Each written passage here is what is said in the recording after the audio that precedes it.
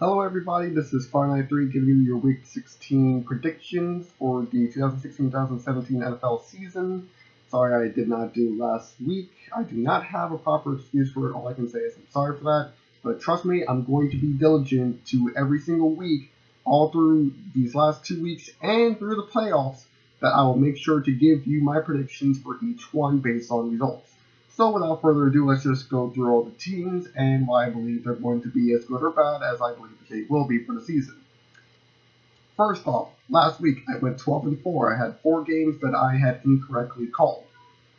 Um, and I cannot remember what those ones were at the current moment, but I'm pretty sure you guys will be able to figure them out. But anyway, I was 12-4, still positive, but I'm still getting some wrong because of a few surprises here and there. So let's just get to this. Arizona Cardinals. I believe they're going to go 6-9-1. The team does not look like they are progressing offensively. Their defense looks like it might be growing a bit, but the team is not a playoff team, and it's already been evident because they're already kicked out of the playoff hunt. So, that being the case, 6-9-1 for the Cardinals. Baltimore Ravens, I believe, are going to go 8-8. They have a good run stopping defense, but if you have an air attack team, you can definitely go over them. And that's probably going to be the case with them up against Pittsburgh in Week 16. But overall, if you were to actually look at the Ravens, they're kind of a good average team, which kind of makes sense for them to have a neutral score of 8-8 because they're not bad, they're not good, they're literally right in the middle. That's the kind of team they are, but that's clearly not enough to make it to the playoffs. Next up, Carolina Panthers, I believe, are going to go 6-10. That was a surprising win up against Washington, but they exposed what's Washington's main weakness, which is a strong defense, especially a pass rush. So that being the case, I don't believe Carolina's going to do good up against the divisional rivals of Falcons and the Buccaneers, simply because those two teams, Atlanta can shred defenses, and even though their defense is just as shreddable, Atlanta's going to be able to get the end zone a little better, more effectively than Carolina is, especially now that even if they, actually, yeah, now that they're actually going to have Julio Jones back in the game, actually, that's going to hurt Carolina big time because there's going to be too many targets for Matt Ryan to choose from in order to slaughter the defense. As far as Tampa Bay goes, their defense has definitely escalated to a much better team. Their offense is becoming a lot more aggressive, and that being the case, Carolina is not going to be able to do anything because their defense is not going to be able to stop these teams offensively, and Carolina's offense is going to have a little bit of struggle when it comes to overcoming Tampa Bay's defense. Atlanta's probably not as bad, but I still don't see them having a positive record at the end of the season, which is why I believe the Panthers are going to go 6-10. Next up, Chicago Bears, 3-13. This team has suffered injuries and suspensions like worse than any other team, period. I just am shocked at how many injuries, how many IR players are on this team. It is surprising as crap that one team can suffer like this. I mean, as far as I'm considered, despite the Browns being winless, even they're not having as many injured players as these guys. So, that being the case, 3-13, they've already been kicked out of the playoff hunt. There's no way they're going to be able to do any more good this year than what they have at the moment. So, that's my case for them. Next up, Cincinnati Bengals, 7-8-1. They've already been kicked off of the playoff hunt, but if it wasn't for that time that they had with Washington, maybe they'd be at least neutral. But it's not going to be a positive season for the Bengals. They're not going to go through the playoffs. However, their next 2 matchups will definitely serve as good wins for them. But other than that, it's just going to be kind of a crapshoot. Next up, Cleveland Browns, 0-16. There is no win in the future for Cleveland for this season. There just isn't.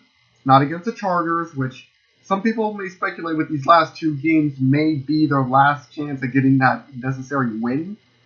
But unless Pittsburgh is feeling very generous and just sandbags to give Cleveland a win, or just bench a lot of their starters for the playoffs, so that way their secondary deals with them.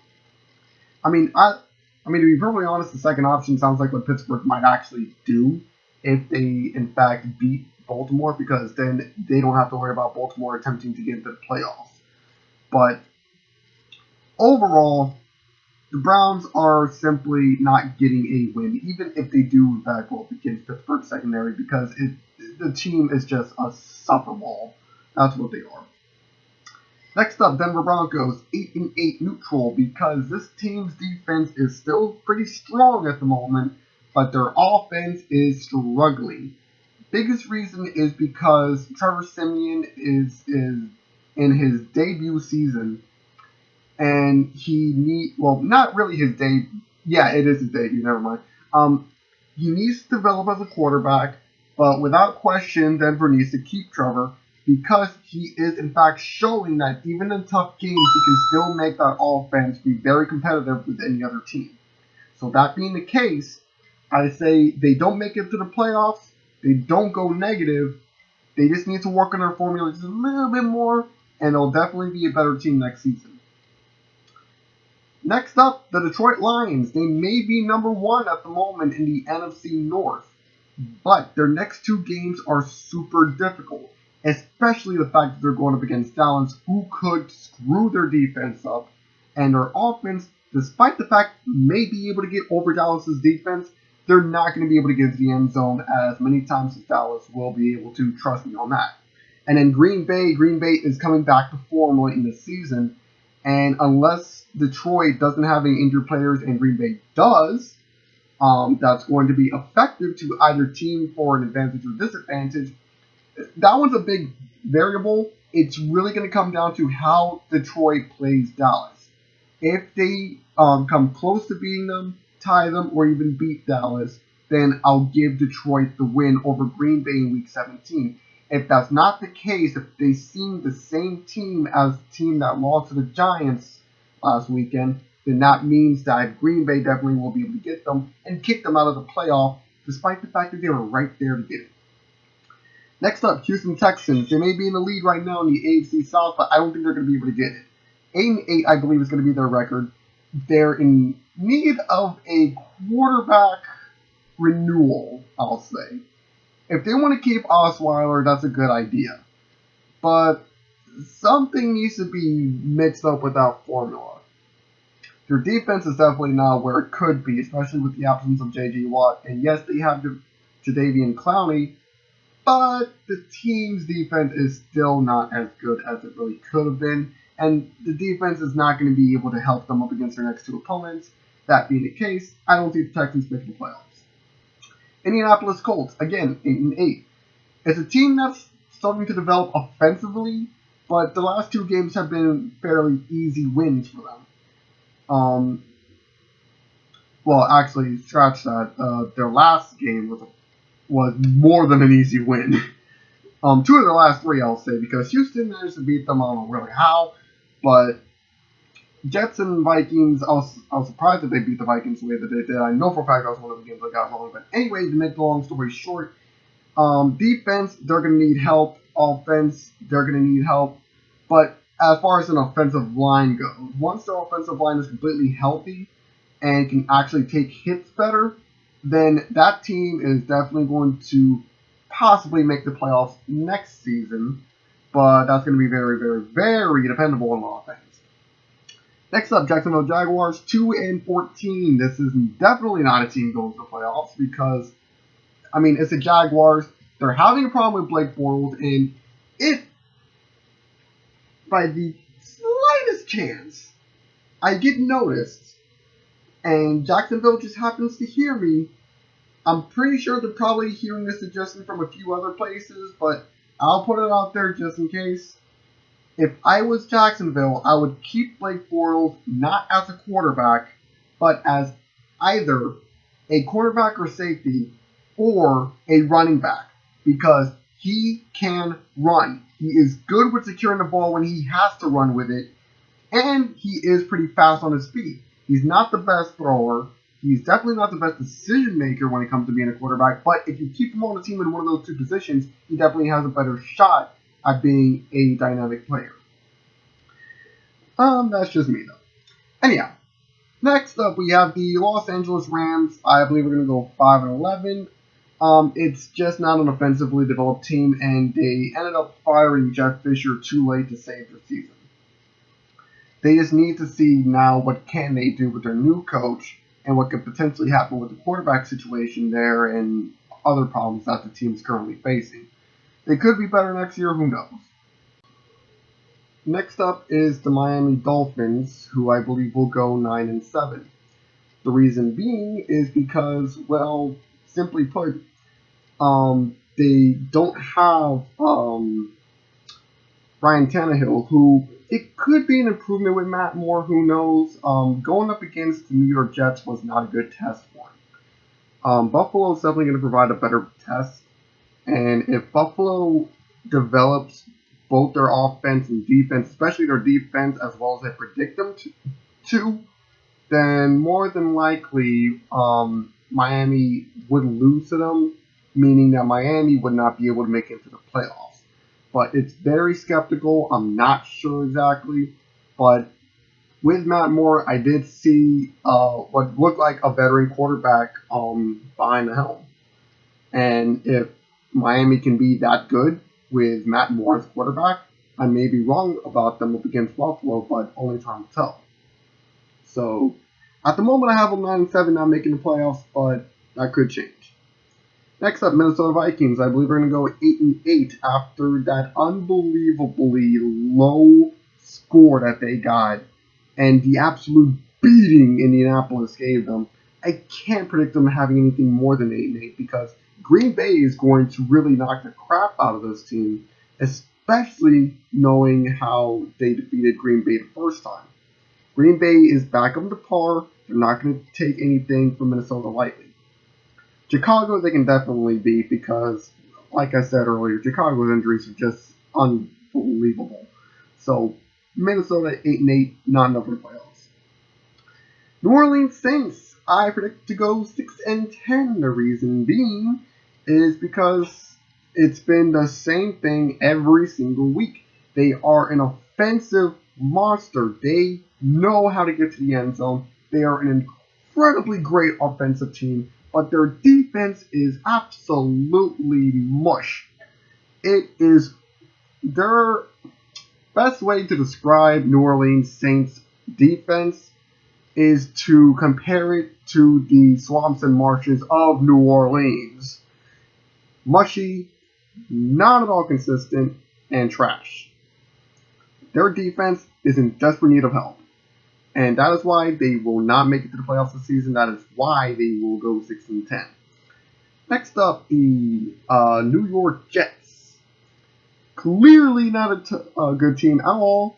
Going to go 4-12 as far as I'm considered because this team is just terrible at the current moment when it comes to quarterback position.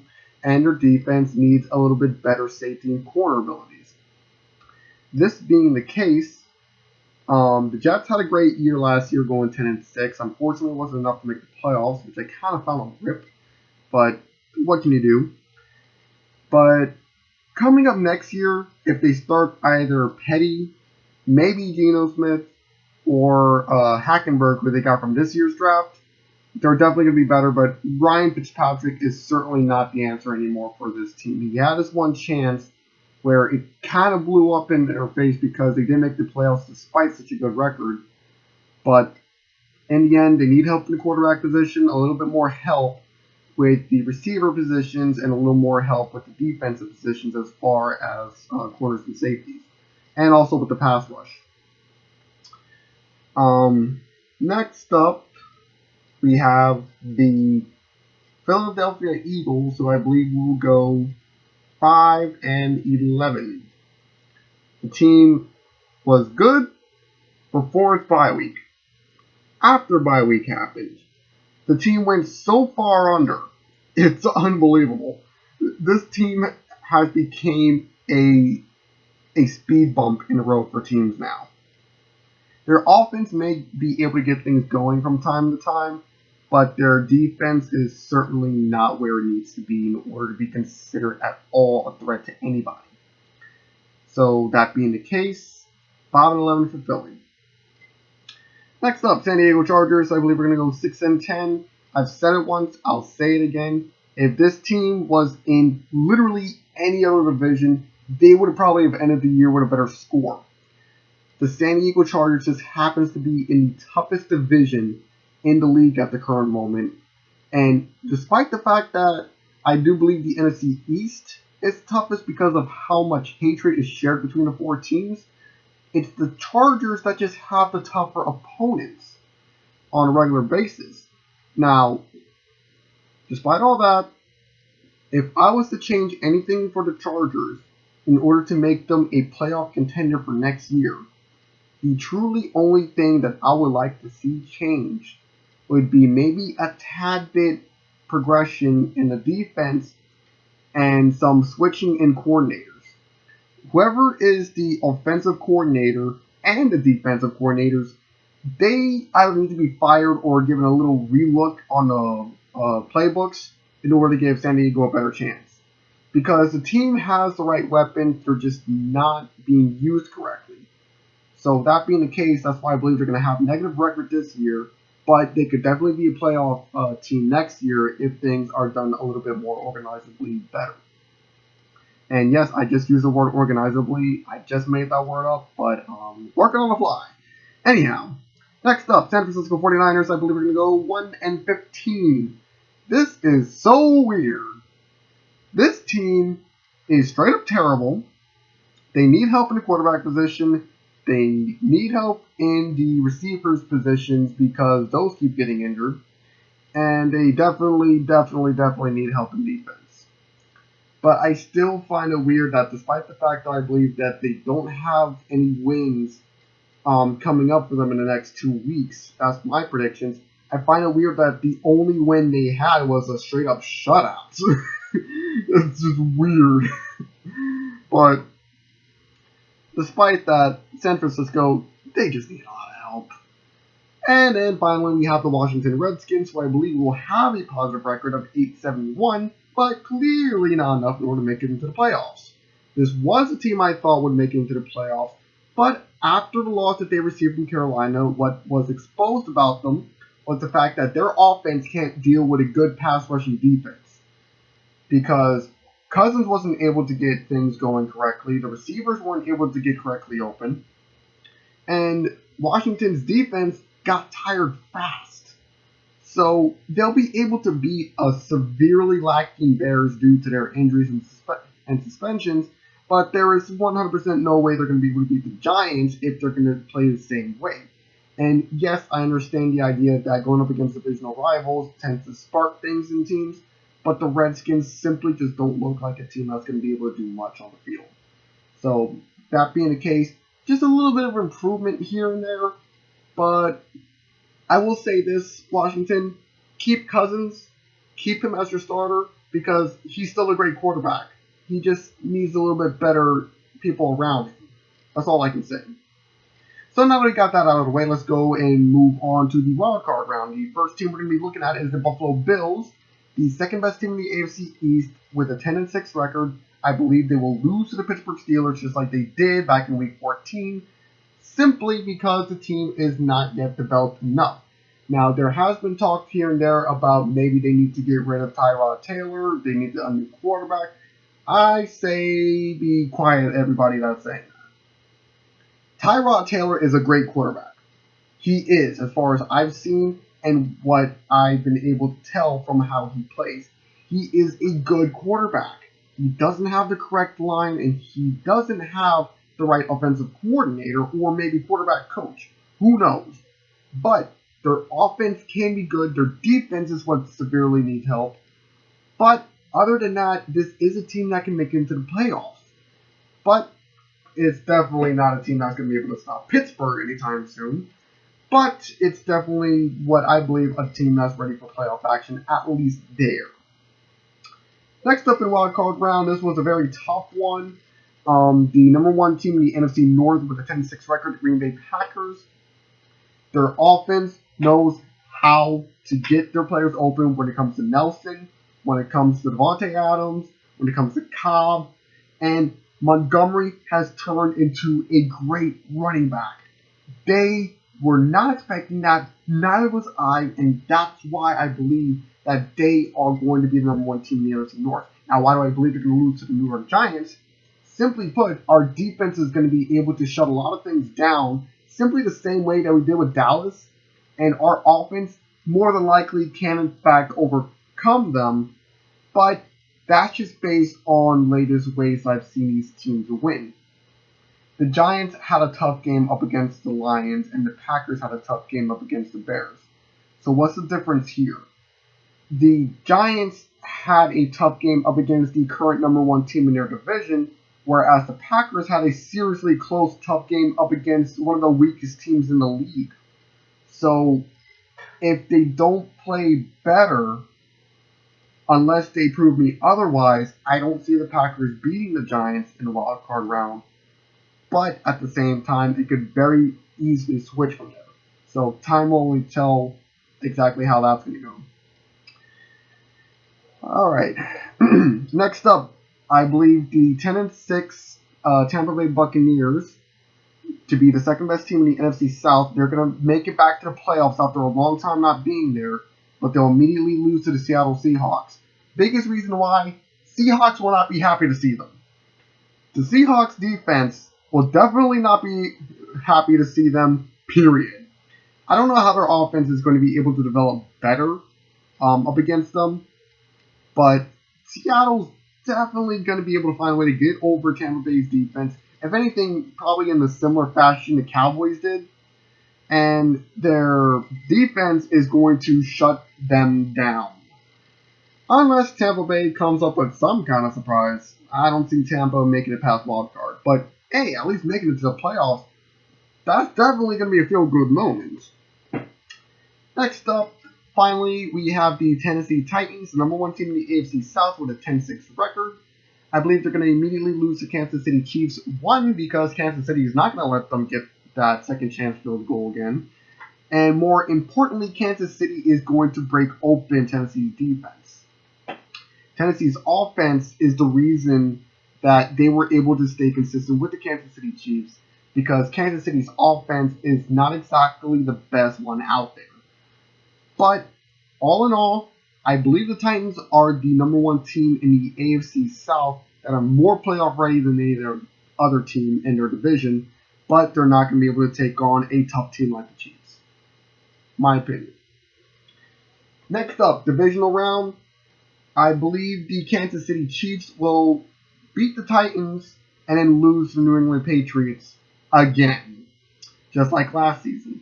I believe they're going to be the number 2 team in the AFC West with a 12-4 record. They are a very strong team, both defensively and defensively. It was just a surprise loss that they had up against Tennessee, which was another game that I had incorrect. But all in all, Kansas City is a very tough team. They're very strategic, especially with Andy Reid as their coach. But up against a team like New England, they're not going to be prepared. Their special teams maybe, their defense won't be, because Bill Belichick will be able to figure them out, as well as Brady. And then their offense is not going to be able to overcompensate the defense that New England has. That's what I have for Kansas City. Next up, the number 2 team in the NFC East with a 12-4 record, the New York Giants. I believe with a very close assumption that they're going to be able to beat the Packers, but they definitely won't be able to beat their divisional rivals, number 1 seed, the Dallas Cowboys. Point being the fact that Dallas is not going to let us get a third win. They're not going to let us pull a hat trick. Dallas is going to fight super tough. They're going to make sure that their offense is 110% all over our defense, and they're going to make sure that Eli, Odell, Sterling Shepard, and Jennings, and Perkins, they're going to make sure our offense is shut. I know that for a fact. They're going to be prepared. So I don't see us being able to beat Dallas on third time try. And if we do, it's going to be a miracle. That's all I can say. Next up, the second seed bye for the AFC. The AFC West number 1 team, Oakland Raiders. This is a little bit of a surprise, but I'm saying they're going to lose to Pittsburgh. Why am I saying that after I gave this team a lot of praise? Simply put, the Raiders are an amazing offensive and defensive team. Heck, even with Sebastian Janikowski, they're actually improving. So the problem is, Pittsburgh got Le'Veon Bell back. And they're probably going to get D'Angelo Williams back. Actually, no, I think they already did. So that being the case, what on earth does Oakland have as an answer for Pittsburgh? Nothing. That's what. So, despite how great a team they are, Pittsburgh is going to come in with a strategy to shut down their offense and at the same time be able to make their defense not as good as it has been up against other teams. So, that being the case, Oakland, sorry, but I don't see you getting a win in the playoffs.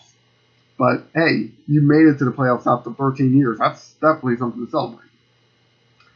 And then finally, we have the Seattle Seahawks, who I believe will be a 10-5-1 team, the best team in the NFC West. Clearly, they already clinched the division, but they're not going to be able to beat the Atlanta Falcons. One reason why is because the Falcons won't be happy to see them. After that controversial game that they had back in Week 6, the Seahawks won't have an answer for their aerial assaults. The Flying Falcons are going to have Julio Jones, Mohamed Sanu, Tammy Gabriel, Devontae Freeman, Tevin Coleman. This team is a powerhouse when it comes to offense. And unless Seattle's defense shows up and their offense up against Atlanta, and the referees don't screw up their calls, then by all means, the number 2 seed Atlanta Falcons should be able to beat the Seahawks without a problem. By the way, before I continue, Oakland Raiders, I believe, will be number 1 team in the AFC West with a 13-3 record as the second seed team. Anyhow, now we go on to conference. I believe the Falcons who will end 11-5, be the number 1 team in the NFC South with the second seed bye in the NFC, will lose to the number 1 seed in the NFC, the Dallas Cowboys, because Flying Falcons, great on offense, terrible at defense. That's all I really have to say. Dallas's defense is definitely better than Atlanta's. So, despite the fact that Atlanta may be able to get to the end zone possibly as many times as Dallas, they're not going to be able to do it as easily. And Dallas will be able to overpower them. Then we go to the AFC, where I believe the Steelers will lose to the Patriots, who are the number 1 seed in the AFC, with a 14-2 record, being the number 1 team in the AFC East. Why? It's New England. Despite the fact that offensively they have improved, the Steelers have, into such a powerful team, their defense is still bad.